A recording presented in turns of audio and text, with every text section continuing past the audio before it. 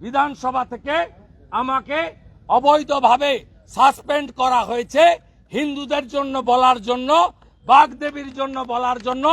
এই সরকার মোল্লাদের সরকার, এই সরকার মুসলমানদের সরকার, এই সরকার আনসারুল বাংলার 7 সেকেদের সরকার, এই সরকার কাশ্মীরি জঙ্গি জাভেদ মুন্সির সরকার, এই সরকারের মুখ্যমন্ত্রী মুসলিম তোষণকারী, হিন্দু বিরোধী মুসলিম লীগ 2 এর সরকার।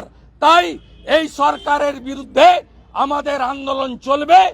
আমরা হিন্দুদের ভোটে জিতে এমএলএ হয়েছি, আমরা মুসলমানের ভোটে জিতে এমএলএ হয়নি। আমরা বিজেপির এমএলএ এমপিরা হিন্দু এবং জনজাতিদের ভোটে জেতা এমএলএ। হিন্দুদের জন্য বলতে গিয়ে আমাকে 1 মাস বাইরে রেখেছে। সরস্বতী পুজো তার বাধাদানের বিরুদ্ধে বলতে গিয়ে আমাকে বাইরে রেখেছে।